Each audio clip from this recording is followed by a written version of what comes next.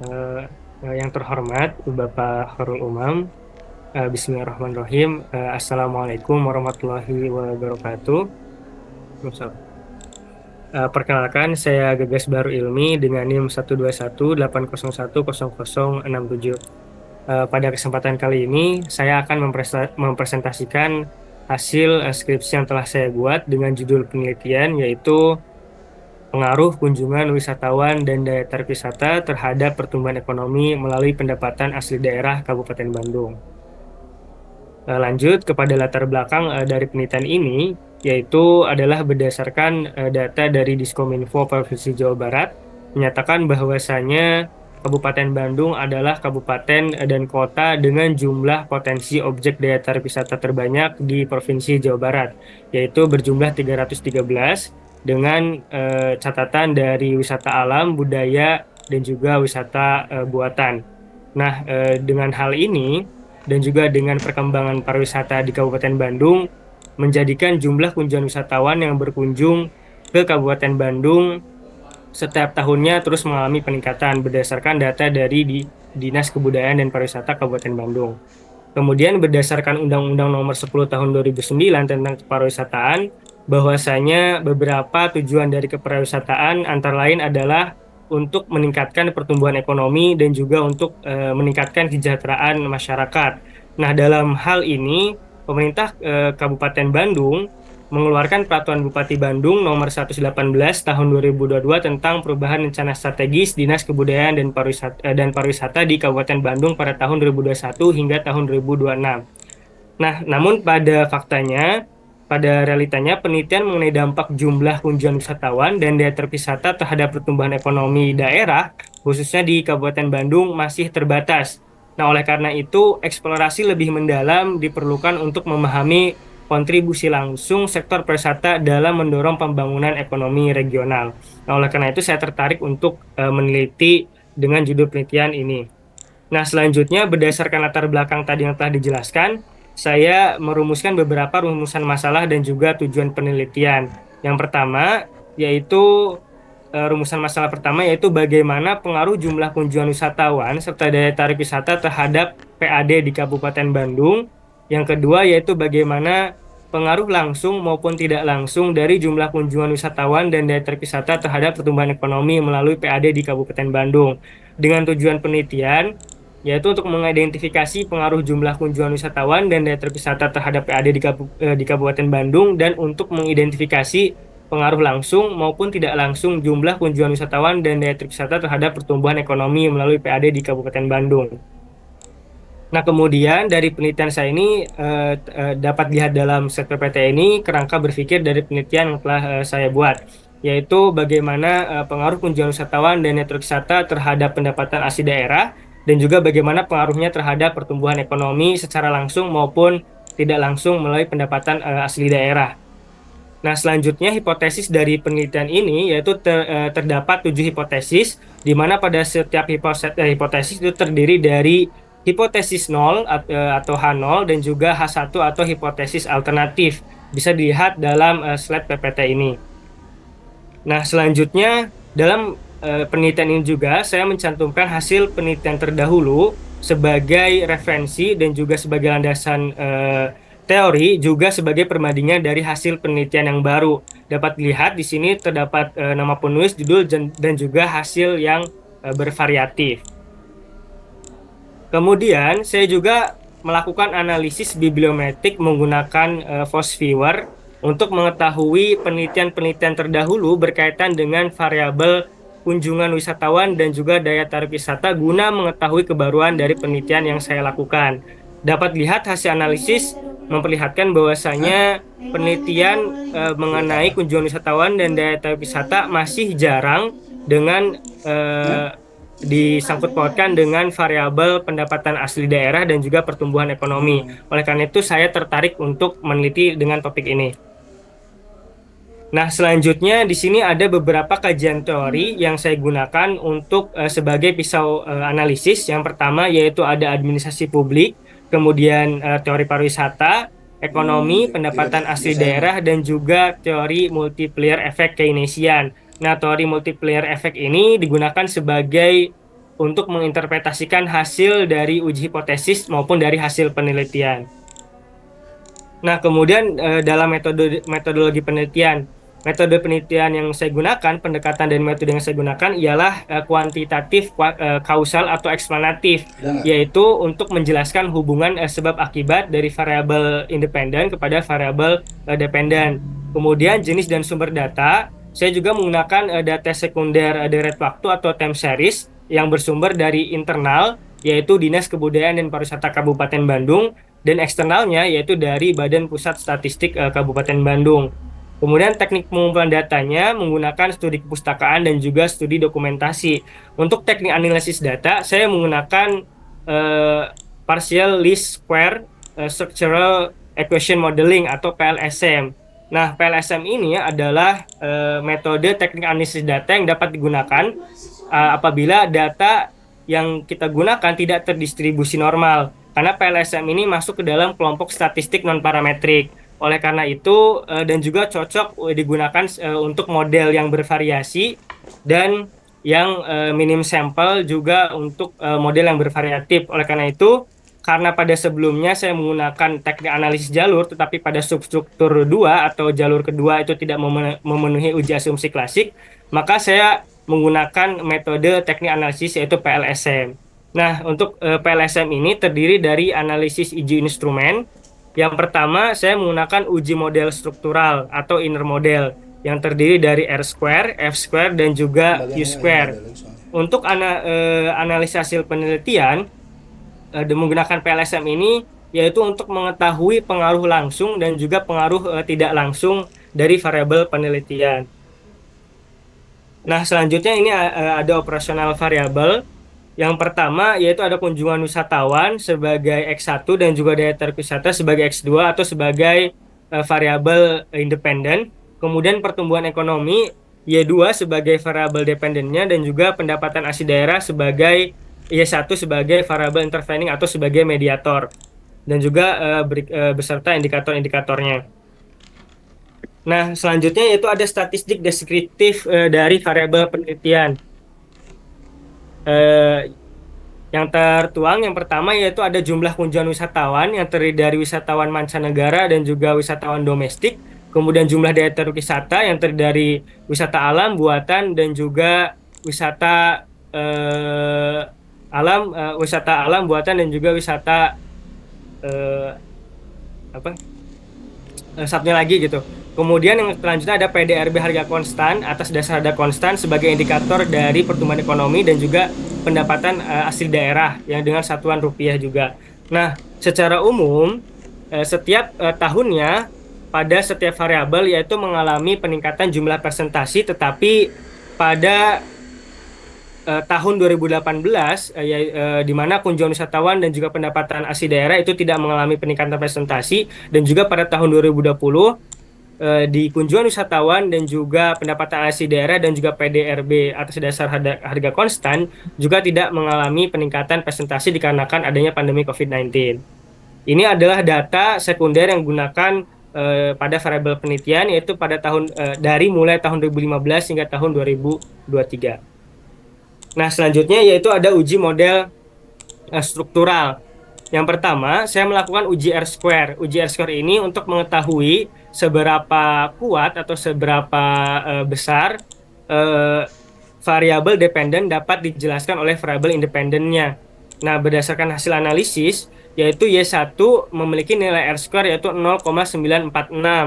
Kemudian Y2 mendapatkan nilai yaitu 0,979. Nah, berdasarkan menurut Profesor Hair bahwasanya apabila nilai R-square di atas 0,75 maka dapat dikatakan bahwasanya hubungannya begitu kuat, yaitu dengan kesimpulan bahwasanya X1 dan X2 secara bersama-sama dapat menjelaskan variabilitas variabel Y1 sebesar 94,6% atau hubungannya begitu kuat, pengaruhnya begitu kuat.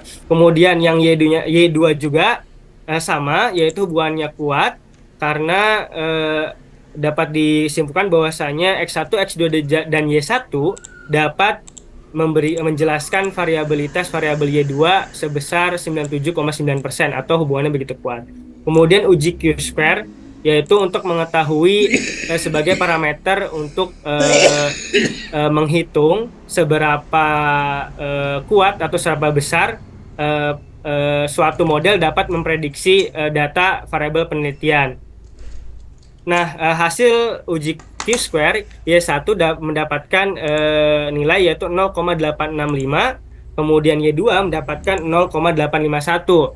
Dan juga menurut pendapat Profesor Har bahwasanya apabila nilai Q-square di atas 0, maka dapat dikatakan eh, apa variabel tersebut memiliki eh, varian relevans variatif.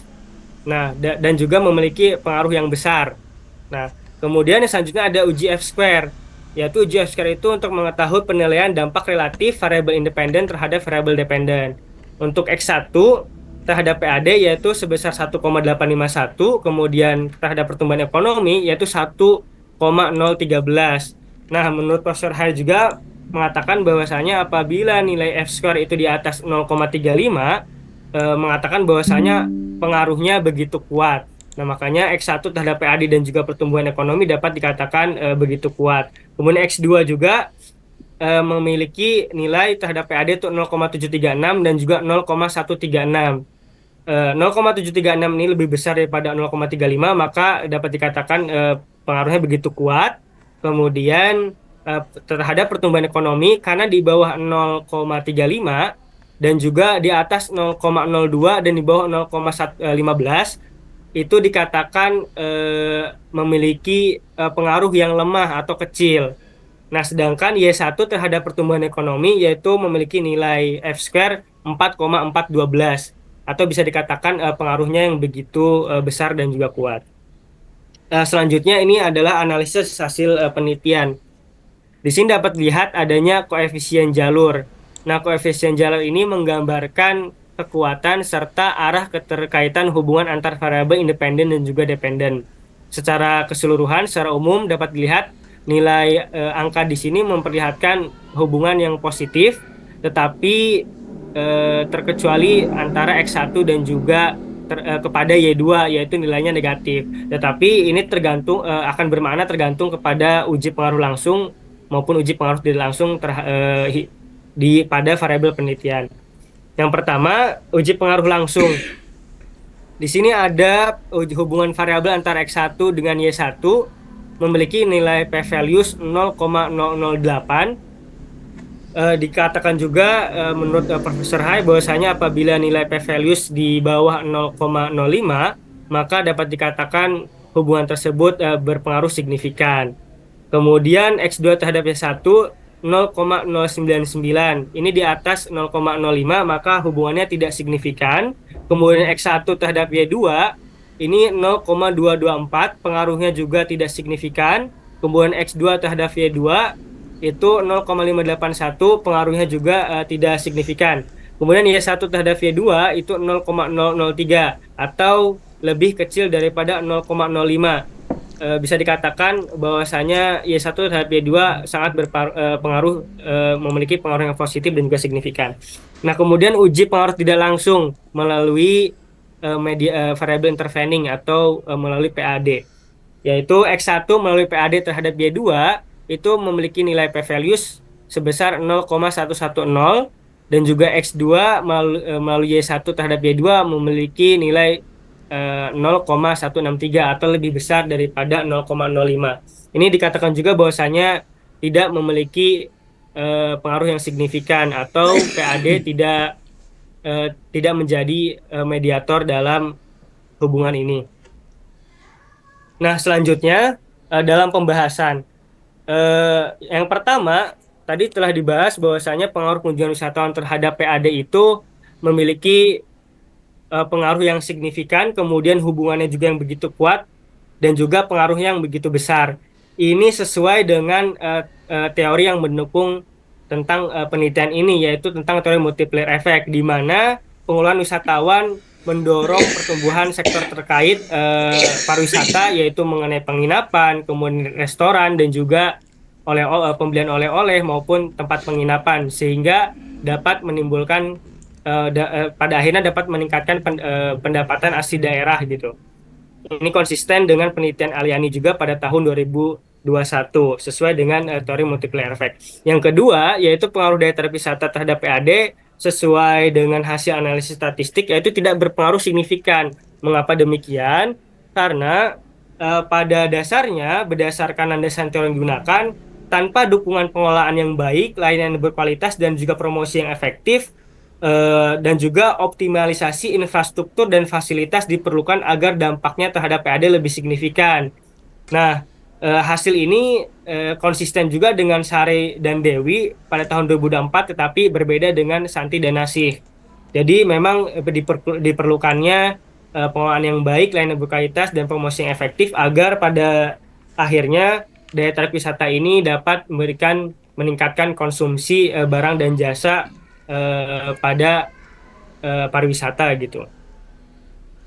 Kemudian selanjutnya pengaruh kunjungan wisatawan terhadap pertumbuhan ekonomi, yaitu berdasarkan analisis statistik, yaitu tidak berpengaruh signifikan. Walaupun kunjungan wisatawan berpengaruh secara signifikan terhadap pendapatan asli daerah, tetapi pada pertumbuhan ekonomi nyatanya tidak memberikan pengaruh yang signifikan, dimungkinkan karena adanya faktor lain atau sektor lain yang lebih dominan pada pertumbuhan ekonomi.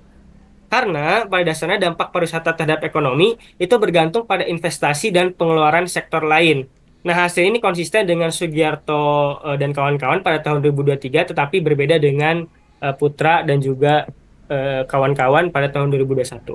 Selanjutnya itu pengaruh daya tarik wisata terhadap pertumbuhan ekonomi. Ini juga berdasarkan analisis statistik yang telah dilakukan, yaitu tidak berpengaruh signifikan. Ini juga sama, dampaknya terbatas tanpa adanya investasi dan konsumsi berkelanjutan yang memicu sektor lain. Oleh karena itu, eh, daya tarik wisata ini tidak dapat memberikan efek atau pengaruh signifikan terhadap pertumbuhan ekonomi. Hasil ini juga konsisten dengan Ayu dan Destiningsi pada tahun 2022, tetapi berbeda dengan Amnar pada tahun 2017.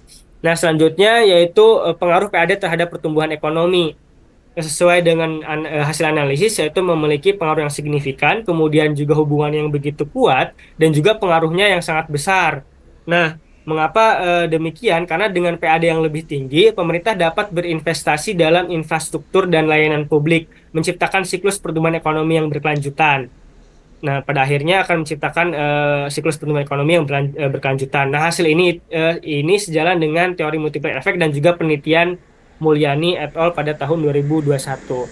Kemudian yang terakhir yaitu peran PAD sebagai mediator, yaitu tidak menunjukkan pengaruh yang signifikan.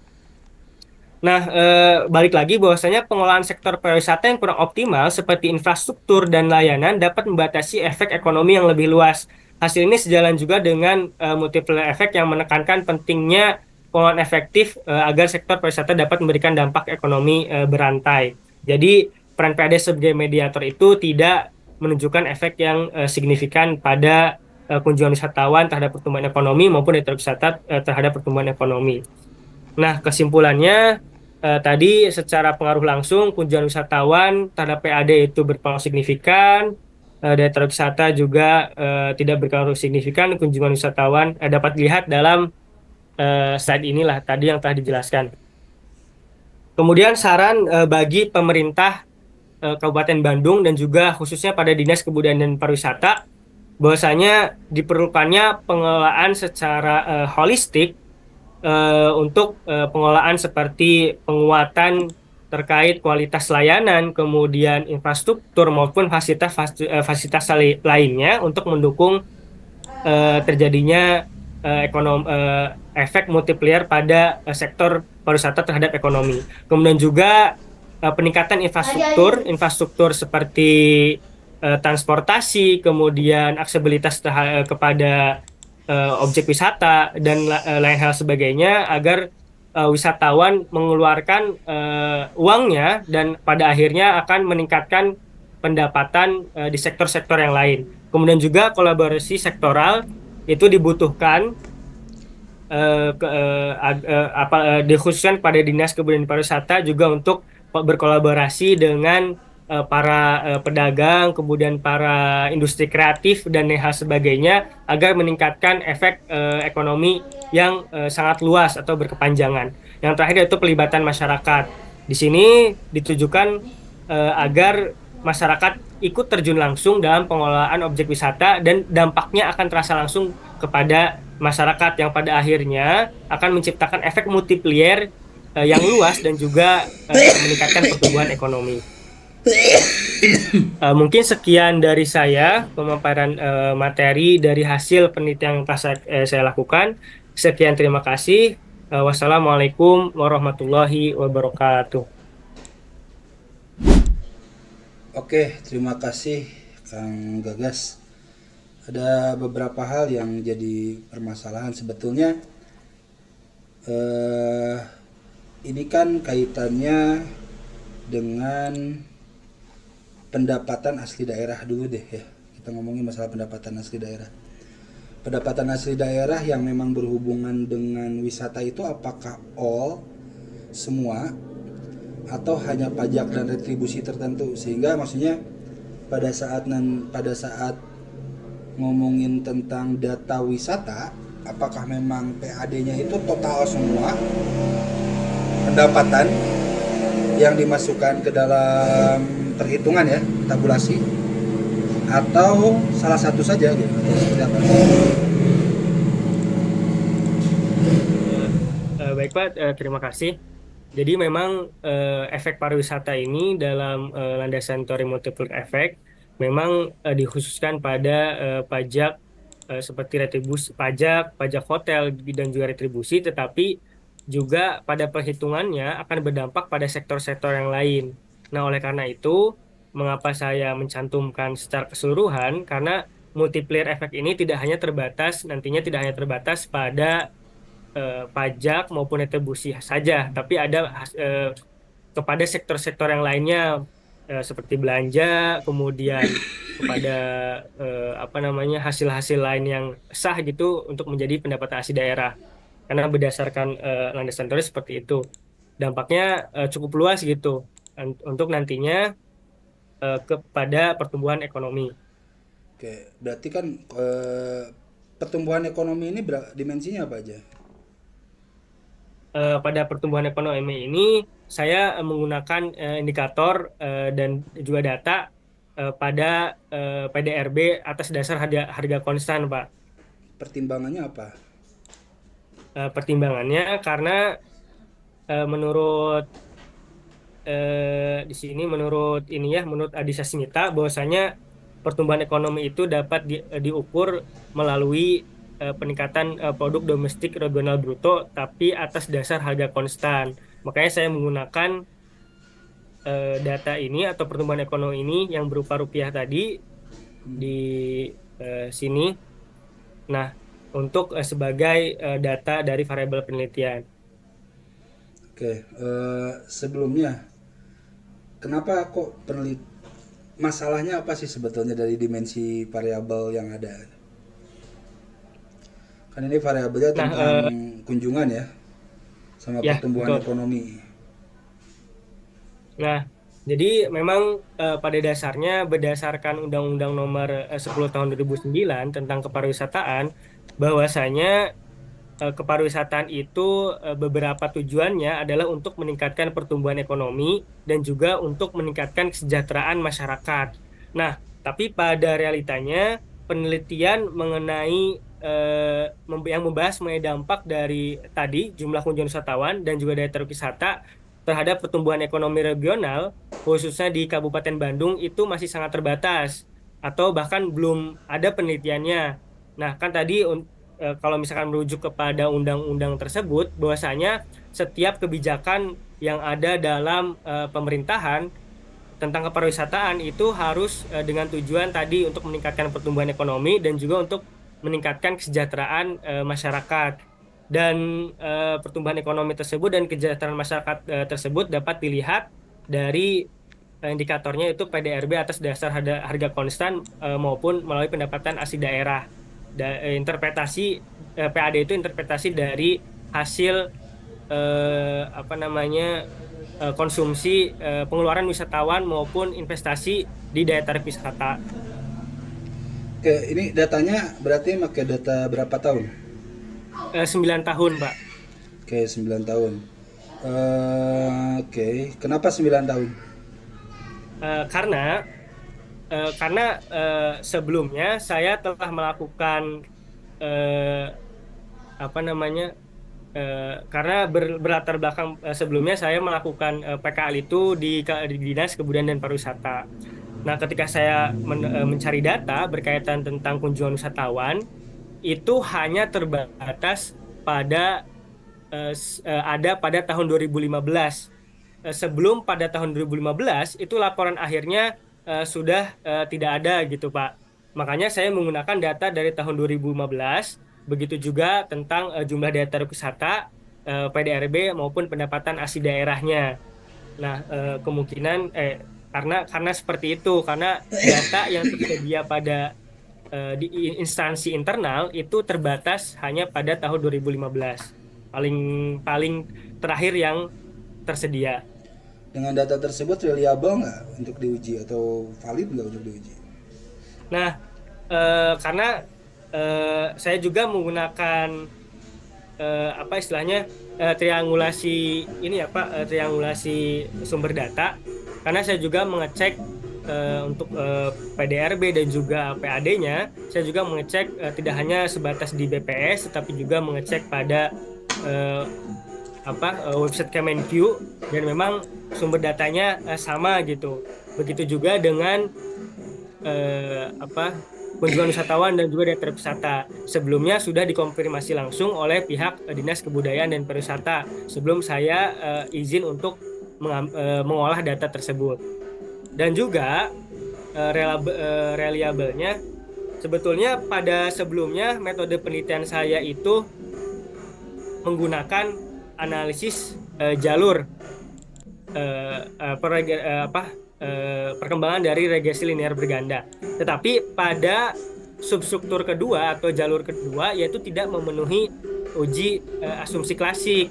Nah, pada akhirnya kemudian saya disarankan untuk menggunakan metode teknik analisis data PLSM, yaitu teknik analisis data yang dapat digunakan untuk data yang tidak terdistribusi normal karena metode ini masuk ke dalam kelompok statistik non parametrik. Nah, oleh karena itu saya menggunakan metode PLSM ini. Nah, insya Allah datanya reliable. Oke, berarti populasinya berapa tahun? 9 tahun. 9 tahun Berarti semuanya dipakai. dipakai. Semuanya head to head tuh, jumlah wisatawan, jumlah Ya, dengan PDRB-nya, lalu PAD-nya gitu. ya head to head dari tahun 2015 hingga tahun 2023. Ya, eh, dari dari apa dari saya sih sebetulnya masih agak agak kurang kurang pas ya ketika kan ini kan PAD ini jadi variabel media Medi, mediasi ya, kan, betul. jadi variabel mediasi, tapi sebetulnya belum tentu semua PAD itu berkaitan dengan pariwisata kayak gitu. Maka variabel yang mediasi ini memang harus nggak mesti semuanya harusnya angka-angkanya dimasukkan. Nah ini kan Gagas kan sebetulnya pakainya semua PAD kan. Ya, Pak, betul. Nah, PAD kan sebetulnya ada juga yang pendapatan dari yang misalnya BUMD gitu ya, atau pendapatan lainnya kan, kayak gitu. Nah itu apakah ada keterkaitan nggak dengan misalnya pariwisata? Termasuk misalnya pajak. Pajak itu kan pajak di daerah itu memang memang lah itu mah kalau pajak di daerah masih ada keterkaitan banyak ya, kayak pajak restoran, pajak hotel itu kan memang langsung directly ya. Tapi retribusi juga belum tentu juga ada keterkaitan dengan seluruh retribusi, itu belum tentu berkaitan dengan retribusi di wisata gitu. Jadi ya ini perlu, bukan berarti salah ya, tapi memang kalau misalnya nanti ada yang meneliti lagi atau Gagas mungkin tertarik untuk diutak-atik lagi, karena itu kan urusannya urusan statistik ya. Kalau statistik sih sebetulnya tinggal gonta-ganti angka saja.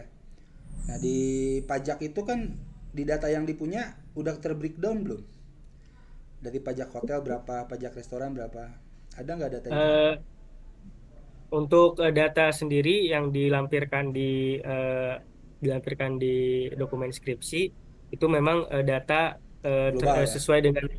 sesuai yang di sini Pak, pajak daerah itu berapa totalnya, kemudian retribusi daerah berapa, hasil pengolahan berapa, dan lain-lain. Jadi Hmm. memang belum terpecahkan pajak restoran itu berapa, pajak hotel itu berapa. Berapa? Jadi belum terpecah-pecah,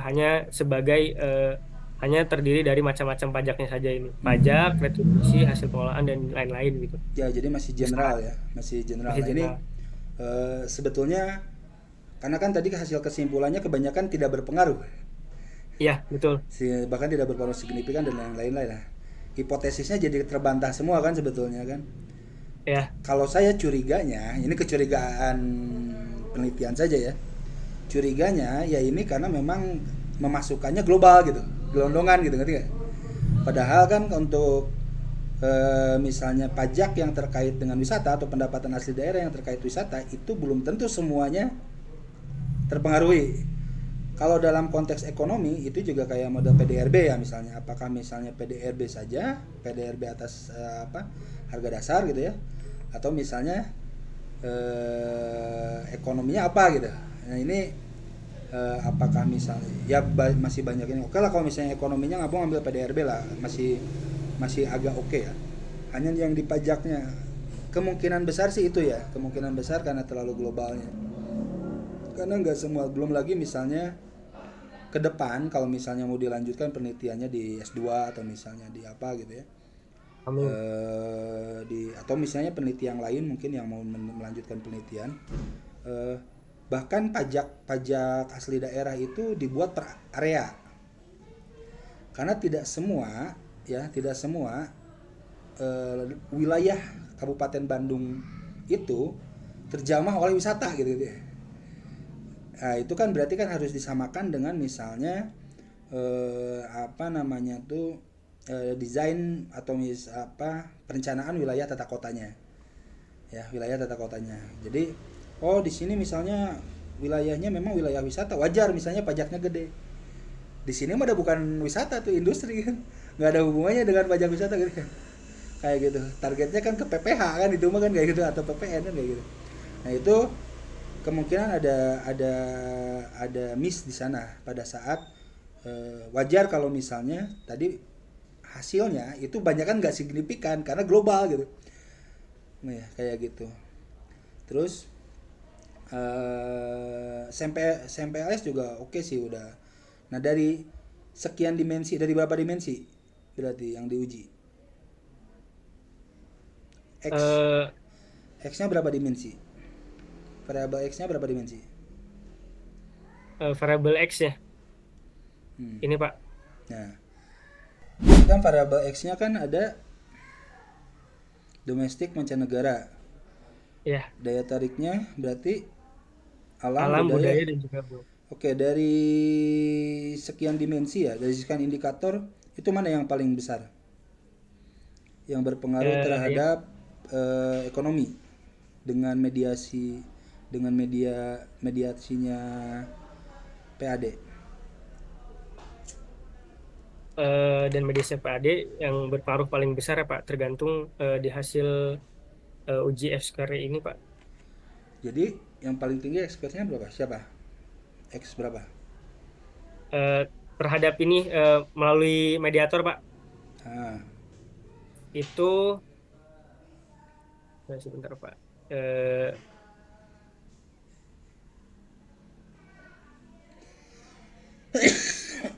Mana ya?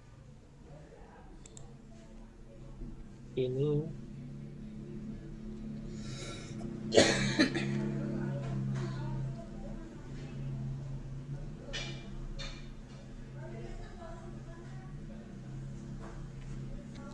nah ini apa? Rumusan masalah kamu yang apa? Rumusan masalahnya apa? rumusan masalahnya itu untuk bagaimana pengaruh jumlah kunjungan wisatawan.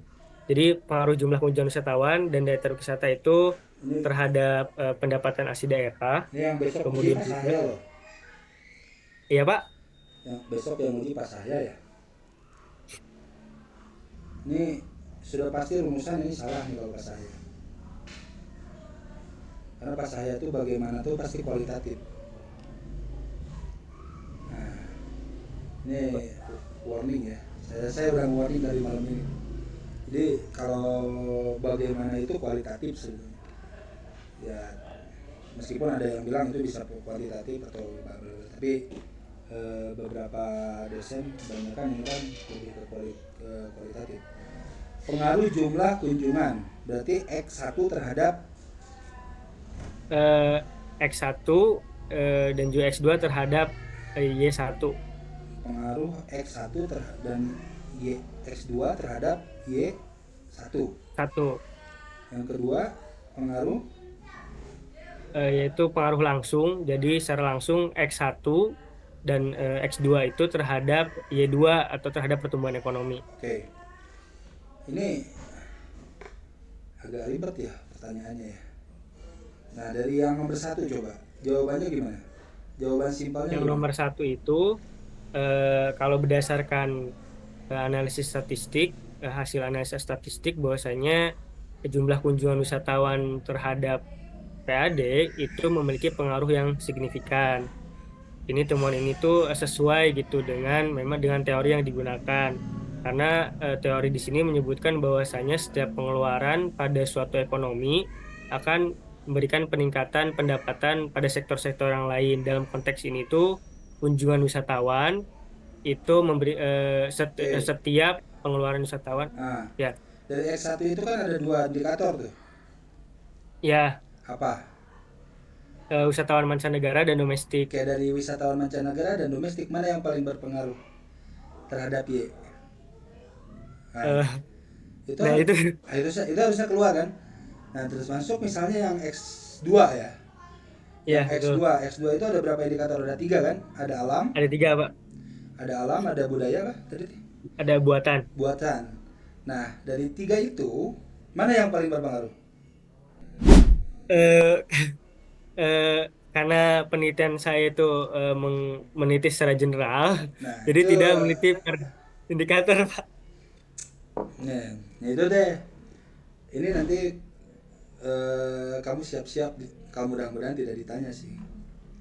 Ya. Amin. Tapi saya sih ngelihatnya justru hasil penelitian itu bukan hanya kunjungan wisata dan daya tarik saja, justru bisa masuk ke di indikator atau dimensi ya. Sebetulnya ini dimensi ya. Nanti indikatornya di background lagi, ini terlalu simpel sebetulnya. Oh iya, Pak. Oke, ya nggak apa-apa lah karena sudah ya. Tapi anggaplah misalnya ini menjadi indikator nih. Misalnya contoh alam, buatan dan satu lagi apa tadi teh? Budaya. Budaya. Nah, saya nggak tahu di SEM tuh harusnya bisa ketemu, ya nggak? Atau di regresi kalau misalnya pakai regresi berganda atau regresi berganda yang simultan itu bisa ketemu tuh mana yang paling gede Ya. kayak gitu. Oh ternyata budaya. Nah, sehingga nanti pada saat kesimpulan atau di kesimpulan itu ada oh di sini budayanya yang paling berpengaruh gitu ya. Ternyata yang misalnya buatan itu tidak terlalu berpengaruh, maka pada saat saran tolong dong yang buatan benerin dikit gitu ya. Nah, jadi alur antara rumusan lalu uji dengan hasil, nah itu matching gitu. Nah sekarang kalau misalnya di apa tadi Gagas misalnya bilang bahwa oh ini tidak berpengaruh, X1 misalnya tidak berpengaruh, domestik dan mancanegara tidak berpengaruh, ya betul nggak? Berpengaruh Pak kalau kunjungan wisatawan terhadap Oh, oke, PAD itu berpengaruh. yang tidak berpengaruh yang X2. X2. Oke, yang X2 tidak berpengaruh. Terus apa sarannya? Kenapa tidak berpengaruh gitu Pak? Ah, nggak sarannya apa? Sarannya Pak? Ya, Oh, saran saran terhadap karena tidak berpengaruh ini. ah, Oh, ini Pak sarannya memang itu saran saran penelitiannya apa? pertama yaitu untuk melakukan pengolahan yang holistik, Pak, Nah, oke, gini. yaitu pengolahan yang Pengolahan holistik ini diambil dari mana? Kalau misalnya pengolahan holistiknya apakah yang buatan, apa yang budaya, atau yang satu lagi gitu kan kayak gitu. Nah, ini yang jadi gak matching kan antara apa yang diteliti dengan kesimpulan dengan saran gitu. Kayak gitu. Nggak tahu ya. Kalau ya. Oke guys, terima kasih. Silakan closing. baik. eh, Mungkin terima kasih atas masukan-masukannya, Bapak Harul Umam, dan juga terima kasih sudah menyempatkan untuk membimbing dalam pra presentasi ini, prasidang munakosah. Semoga diberi kesehatan selalu. Terima kasih banyak sekali lagi. Saya tutup presentasi ini dengan ucapan Alhamdulillah, Alhamdulillahirobbilalamin, dan wassalamualaikum warahmatullahi wabarakatuh. Waalaikumsalam. Semangat, semangat, semangat. Siapa? Terima kasih, Pak. Yuk.